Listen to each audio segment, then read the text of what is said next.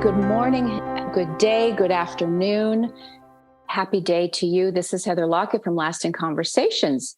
We have the spectacular opportunity to be visiting with Casandra Tanenbaum today. Hey, Casandra. Hi there. Hi.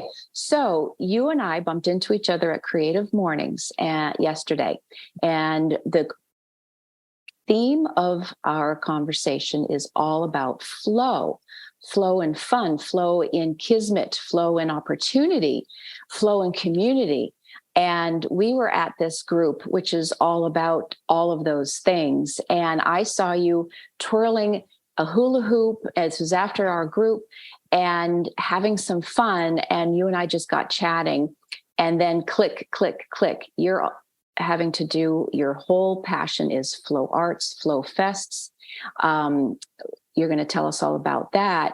And somehow one of your questions was, it goes into circus. My son is all about flow arts, flow fests, as a juggler, as from Circus Smirkus, from aerial dragons in Tampa, all things that get us moving personally. And you work with children, and having a show, being part of an audience. So tell us all things flow, Casandra. Oh my goodness. Well, there's quite a bit to talk about. I know. That's a big introduction. So I am very honored to be an event producer. I produce an event called Flow Fests, and they are circus arts workshop festivals that take place in urban parks in the center of major urban areas, major cities across the United States. And these festivals are free and open to the public to attend. We offer workshops in a number of circus disciplines, circus arts, which we call flow arts, because the act of engaging in a lot of the object manipulation or juggling forms of circus arts, also aerial, also dance, a lot of those activities prime us for entering the flow state, which is an element of consciousness. It is described as a state of optimal physiological and neurological well-being.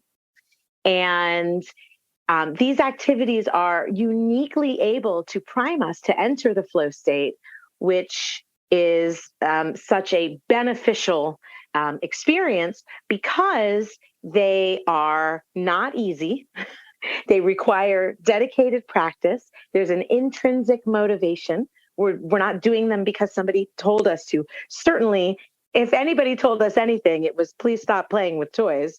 And we just decided not to.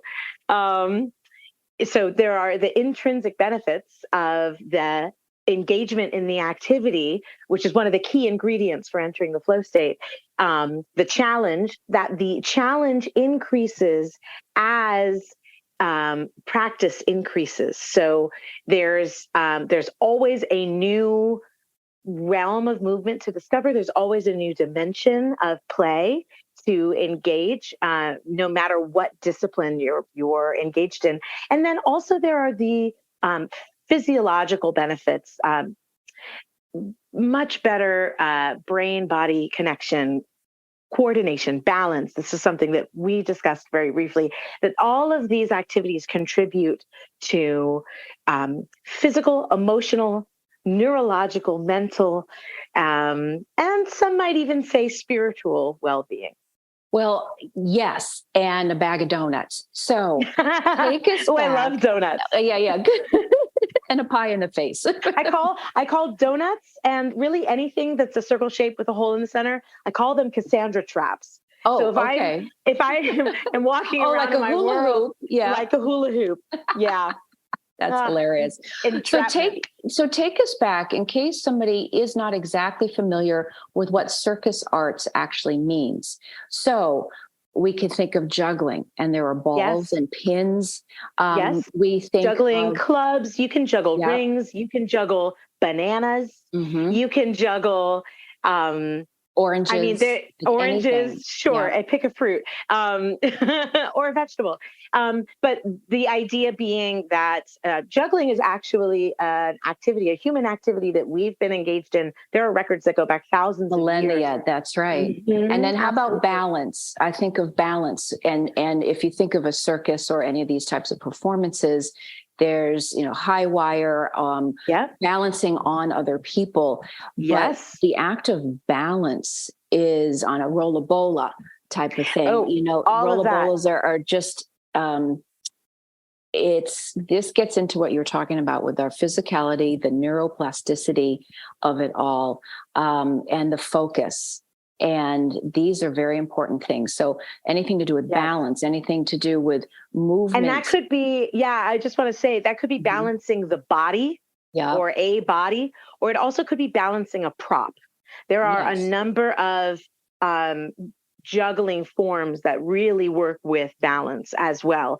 Right. And so, right, yes, all of that. Acro. We have at some of our festivals, we're blessed to have an instructor who actually teaches acro yoga on Okay. a slack line. Ooh. Ooh. So it's a That's triple, human, quadruple a balance. human on a human on a slack line. Yeah. Wow. Yeah. Wow. It's pretty fun. So there's And that and there's component. that, Sure. and then the dance aspects, that Dance. physicality with the Mhm. acrobatics and dance and movement in general, and then perhaps even some partnership. So if you're doing things, Absolutely.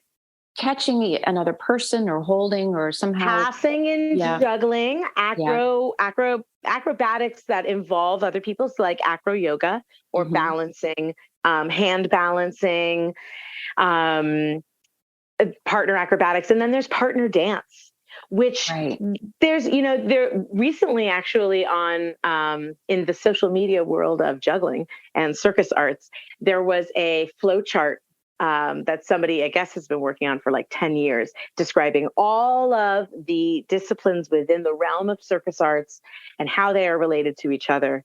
And dance is there, but in the conversation about this, there's a group of us that have said, oh, we need one of these for dance, because dance is much bigger. right. It's its own meta discipline. There's so many different forms of dance. And so partner dancing, and then the communication aspect, the coordinating with someone else.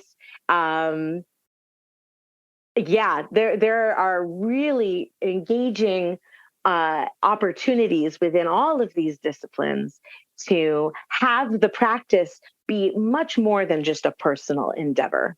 Right. And one of the things I love about having our festivals in urban parks is being outside is great. Being outside in a beautiful environment, it's great. It's great for us in so many ways, many of which we have only begun to discover. Um, and being able to gather as a community, Right. and share in that space, in a lot of ways, one of the reasons that I've constructed the events to occur in this way is I'm being intentional that we're creating a field of consciousness around exploring play. And when all of us are together in a space, in a beautiful outdoor space, and we're all contributing to this field of consciousness that we're generating around play, because we came to play, it allows for connections that would have otherwise been impossible. And we got to experience this yesterday because Right. we were creating a field of consciousness around creativity and community at Creative Mornings. And so we established a connection that wouldn't have been possible otherwise. So it's all of this is very much connected. But what I love about the way that our festivals operate is they really put people in a playful mode, even if they're not there to take a workshop.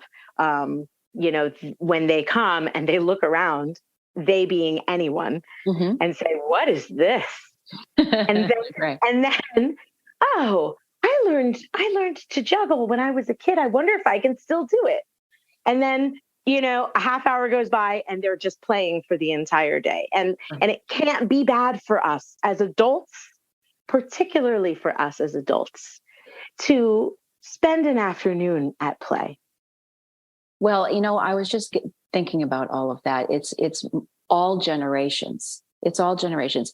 And Yeah. like you said, even to arrive to watch, so that to watch the circus arts or performances, we all love doing that, whether on TV or you go to Cirque du Soleil or you're engaged somehow, or your kids' performances.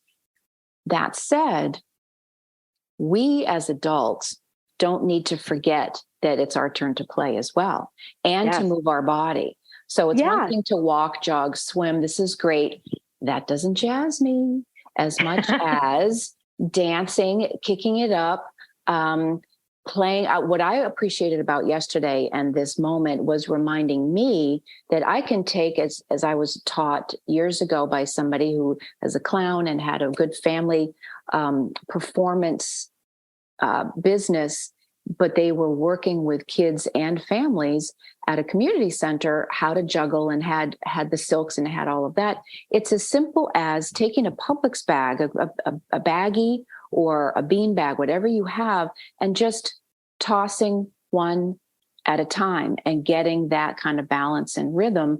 And then you add to it. So I think we can, as adults especially, one, we've forgotten the play part. Two, is this too hard and I can't? Those very ancient tapes of, well, I can't. Yes, you can. And the self-consciousness and of the it, self-consciousness. That, like, I'm out in public and there are people watching me fail at a thing. Right. And that's if they come to a flow fest. Right. I'm thinking it's as simple as in your own house. In your own house, throw on some music and grab a tennis ball and just start doing that. And engaging with yourself to let go. And this could be very helpful for all ages as well. So one of the other things that you do, we might slap back into the Flow Fest, where there's fire and there's all kinds of crazy things going on too. But some of your other work is with the Boys and Girls Club. So you work with children. And I'm also thinking of elders. And I don't know if that's been your wheelhouse as well, but I'm sure people in the community also work with all ages. Yes. So I want to address the question about the elder community first. Yep. Because there's been a growing body of research over the last 20 years. Huge science about all of this. Identified dance, particularly dance, as the most effective movement / exercise activity for staving off Alzheimer's and dementia. Mm-hmm. It is more effective than tennis, gardening, swimming combined. Dance. Well, you have the music, which is the harmonics of it all, and that body movement. The expression, yes. So there's a young lady named, we call her Dr. Kate.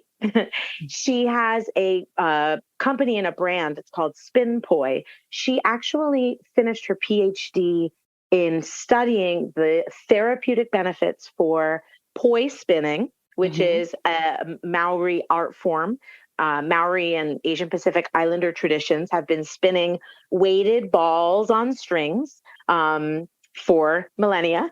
And so poi, which is what that's called, a weighted ball on a string, poi was her focus, and she did a number of clinical studies, bringing poi workshops and also bringing Tai Chi workshops into elder community centers and measuring the therapeutic benefits that poi practice as compared to Tai Chi, as compared, of course, to a control group that had neither of those activities, would bring. So there is, within the realm of circus, we are circus arts and circus academics. We are actively exploring the supportive and beneficial elements of our practice and our play and our discipline for the elder community. My personal focus has been in working with children, and that has been my entire life. So I actually, part of my background is as a classroom educator. I taught American history, American government, sociology, and economics at the high school level. Okay. Which I loved. I was a history student in college and undergrad. It is my social sciences is my area of personal specialization and delight. And I later thought that I wanted to start a school. I actually did a year's worth of research traveling to educational alternatives around North America. I visited conferences. I helped produce conferences.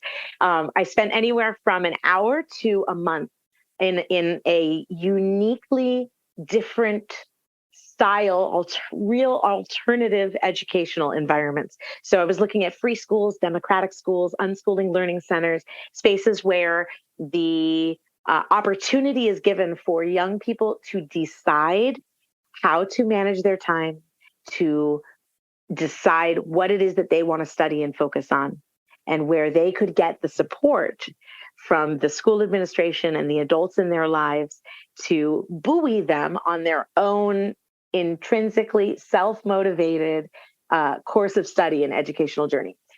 That was very interesting to me. And I learned a ton. Yeah. And instead of starting a school, I started a festival. But at some point in this journey, I also was pulled into the realm of after school.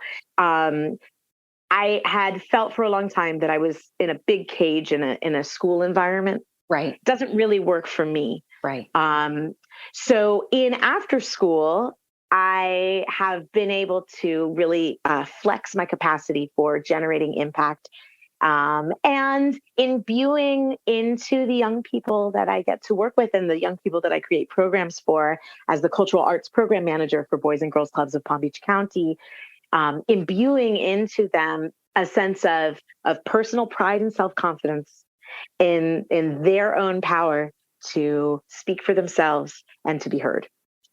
This is just, it's all amazing. And again, all of that in a bag of donuts, because there's just so many touch points. But going back to the kids and the education, and the after school, and the title alone says a lot, because the kids have been in their boxes. They've been doing the best that they can in the environment that they are in, with the adults who are doing the best that they can in the environment that they're in. And the environment that they're in. Yep. So, but to have the after time where they can't go home, but this is a safe environment to then let it out. And of course, as we know, so many schools, they don't have recess.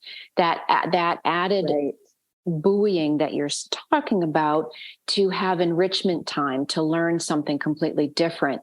And whether programs such as yourself or learning Spanish or learning other things, but the after school to then, in all of the ways that you just described, these programs such as yourselves are absolutely intrinsic to what we all need, and it's invaluable to these kids. Yes, it really is. I'm lucky to have had enough experience in the realm of arts. Arts is a big heading. We were talking about circus, then we were talking about dance. Now we're talking about arts, all arts. So I'm lucky you got to add the color. Yeah, right. Yeah, color and texture and all kinds of the rest of the art. Yeah, I'm lucky to have had some professional experience in a whole hilariously wide variety of art forms, and really love that I can dip into some of those knowledge bases and those areas. And then, of course, also reach out to experts that I'm very blessed to have in our community. Here in South Florida, we live in an extremely culturally rich environment with a lot of very deep resources and long established arts institutions. So, our kids getting to benefit from all of that is very important to me. We run programs in, of course, dance, but also recording arts and digital media and content creation, photography. We have an award-winning photography program, Boys and Girls Clubs of Palm Beach County. We're very proud of both our members and our instructors who create that. And visual arts, and then music, performing arts. So there's a lot going on constantly, and it's all beneficial. We have had some programs to provide flow arts instruction for our kids in the clubs. I, of course, want to expand that greatly. But it can be a bit of a challenge to make the argument. So something that I'm looking forward to in the next few years is developing the body of work around programming and curriculum for flow arts, for juggling, for circus arts in the realm of arts. In the United States, we're very interesting. We see the circus as more in the realm of humanities than in the arts. We see professional theater in the arts, but we see circus, and we fund circus through the pathway of the humanities, which and is an interesting the theater. distinction. Yeah, and I can imagine, but help me with this assumption I'm making through the lens of audience viewing versus participation and the benefits of participation. Absolutely. Is that what you're saying? Is that so? The money, there's a little bit of that. Skewed, yeah. Circus isn't considered a fine art form in the U.S., right? Whereas in other countries around the world, it absolutely is. Correct. And it is funded as such. And so circus artists are able to, have a very fulfilling life as professional artists in their own right. That's not necessarily true in the United States. It's a lot harder. I know. So, and part of that comes from this perspective that we have that circus is entertainment and it's not art. It's entertainment. And then, sorry, Mr. Ringling, you kind of set us up for a fall in terms of, that kind of the creepy side.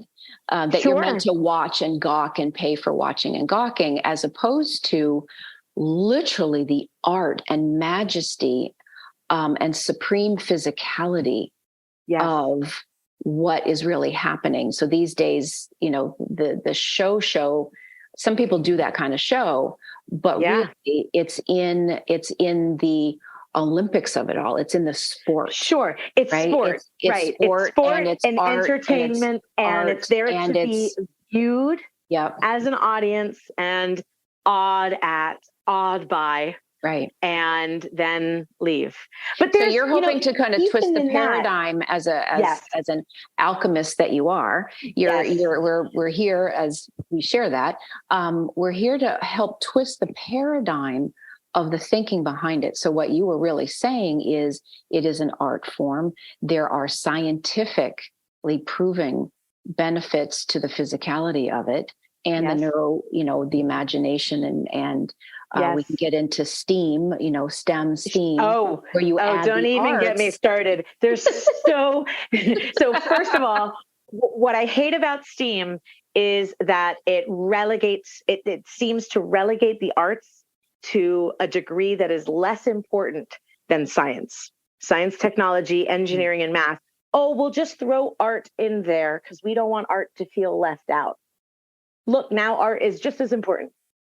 It's moving, and I hear you, and it's moving in that direction. But there are so many legitimate scientific pathways for discovery, for research, for understanding. And then there's engineering pathways, there's mathematical pathways for inquiry in what we're doing when we're playing with the world, when we're playing with objects, when we're playing with our bodies, when we're, balancing against the forces of gravity, when we're, moving our bodies and studying the exercise benefits, if there are some, of our practice.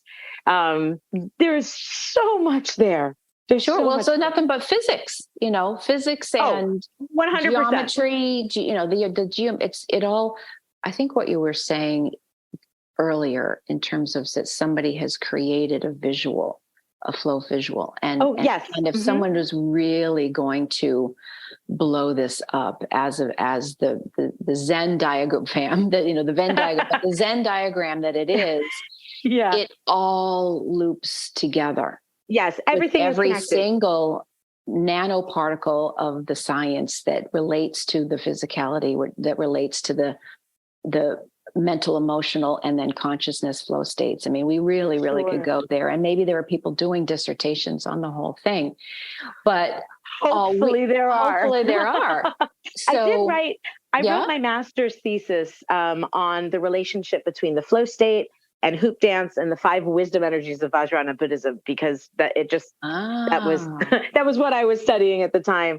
But I do think that there is a greater body of work in the academic sphere, in the scholarly sphere, around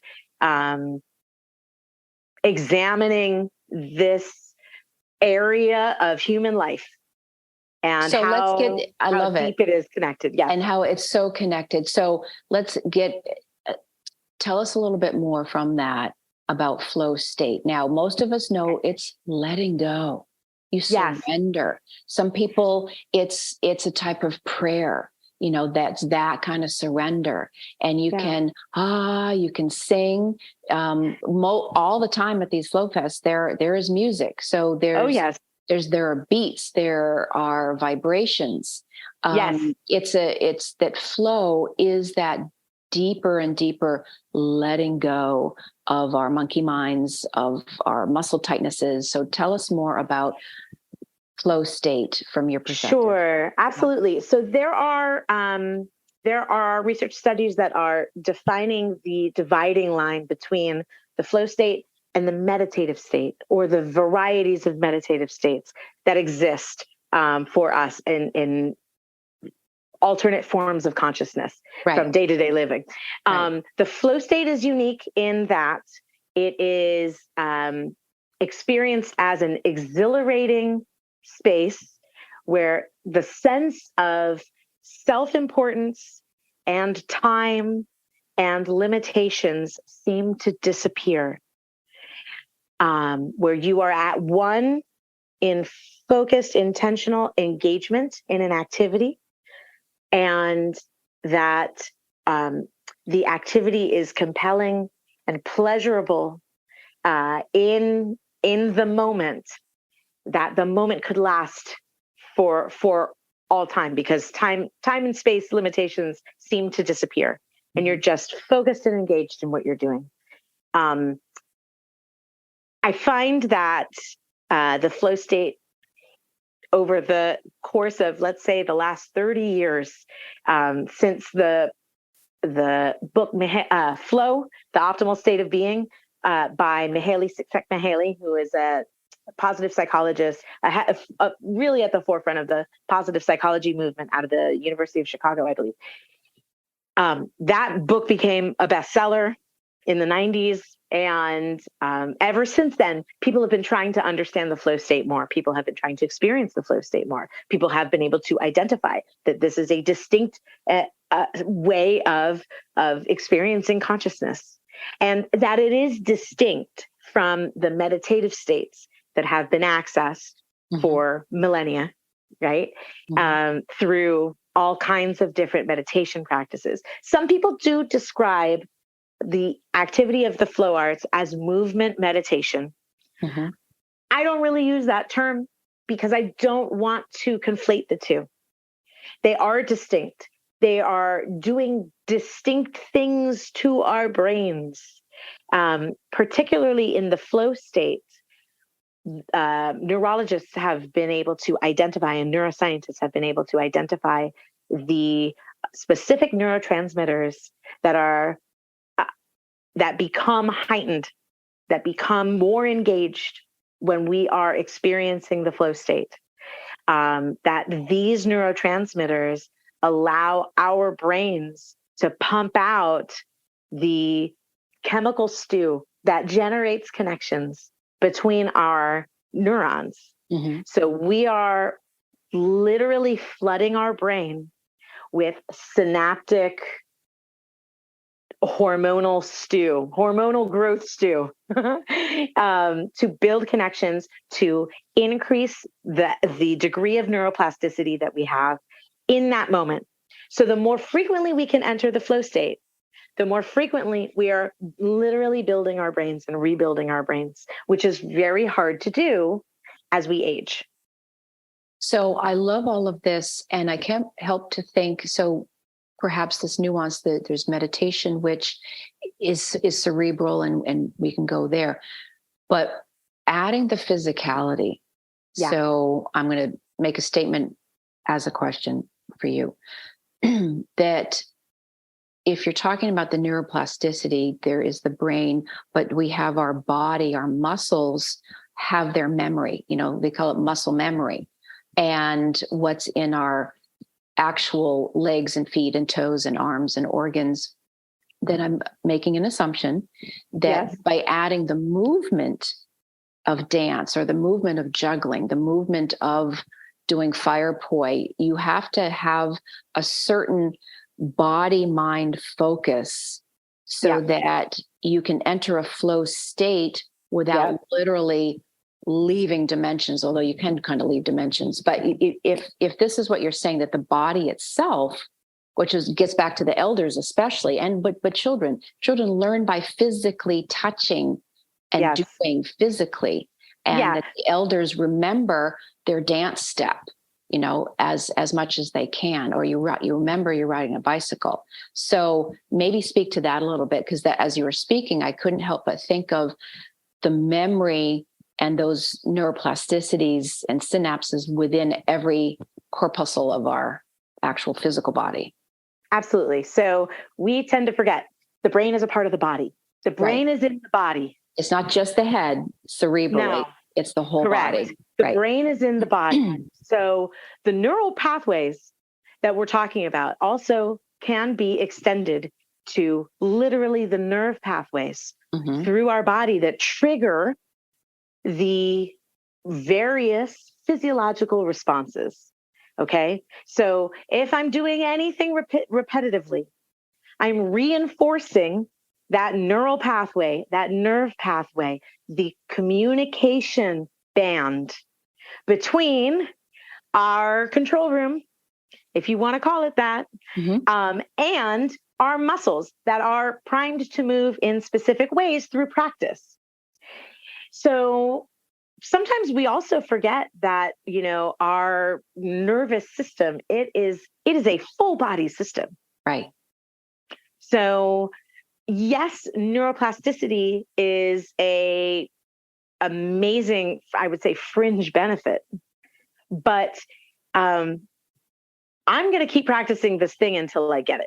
I'm going to keep practicing this thing until I get it. I'm going to keep practicing this thing until I get it. The more practice I put in, the more time I put in, the more I am refining the nerve pathways and the muscle memory, as you described, for this specific movement. It's going to benefit me. I don't know how. And I think as a culture, we are still learning about the physiological benefits of movement practice in all forms, in object manipulation, in juggling, in circus arts, in acrobatics, and in dance. We are still learning about the benefits of that. I actually recently read a number of studies that were specifically looking at the sociocultural, physio-emotional benefits of West African dance, which happens to be a dance form that I'm personally very much in love with, and have studied as an adult for over a decade. And I get very excited when I think of it. I really love it. And it's so broad and so deep. One could study West African dance for their entire life and never get to the bottom of it. Well, and again, this is ancient, right? Ancient of days. Ancient. This is our primal come from. Yeah. So one of the many, but yeah, go ahead. Right. So they've been looking into the benefits of this, and they have found increased self-healing capacity in the body. So the amount of time that one would recover from an illness is shorter recovery times from illness and injury, a much higher degree of protection for our cardiovascular system, which, heart disease and cardiovascular disease generally is a huge, costly challenge that we have created for ourselves as a culture and as a population. So, being able to specifically, untangle these benefits that's huge, that our organs can recover from illness or injury at a much higher rate, at a much faster time period. That's extraordinary. And that's not considered medicine. But these activities are healing. And science is finally getting around to acknowledging that and demonstrating that. So It's a very exciting time. Oh, it is an exciting time. So I know we could rabbit hole forever. And I want to know, you have many things. We were giggling about the link tree it's a great, here's my business card technology, but then somehow it all disappears. But you have many really cool links of all the different places that you're involved, the places that are your passion. Your job with Boys and Girls Clubs alone is mammoth and huge and wonderful. But tell us more. You even have one of the links having to do with spatial toys. So yes, let's just take a couple of minutes before we will have to end the show, so to speak. But tell us about these tactile toys, these spatial toys that, again, for all ages, but they seem really extra fun. Building blocks are great. Legos, these are standard bearers. And then it seems like there's a whole nother realm. So tell us more about that. And once upon a time, whoever Mr. Hula Hoop or Mrs. Hula Hoop invented a little piece of circle that thousands of years ago, that many thousands of years ago, right? And then it just turned into plastic. But it's so these inventions from probably ancient of days. Tell us more about some of these spatial toys or some of these links that you're showing. So the company that I run, which is actually Monkey Dust Productions. Monkey Dust Productions is the event company and the design. That's right, because you have actually many different company iterations. Yeah, right. Yeah. So and a nonprofit, right? Isn't there a nonprofit link? Yes. So Monkey Dust Productions is the company. It is a for-profit company. It's my company. We run FlowFests events. Yeah. And FlowFests events are fiscally sponsored by a nationwide nonprofit called Fractured Atlas. They are a 501c3. They operate as our fiscal umbrella, and they are designed to support artists. There are a number of circus companies and circus arts professionals who are affiliated with Fractured Atlas in some way. Some are fiscally sponsored, as we are. We achieved our fiscal sponsorship in 2015 or 16. I think it was 15. With Fractured Atlas, and it's been an amazing opportunity for us to feel secure as a nonprofit project, even though we're run by a for-profit entity. So that's been a fun, a fun setup. But FlowFests, as a nonprofit project, we receive sponsorship inquiries from companies all over the world. Every year.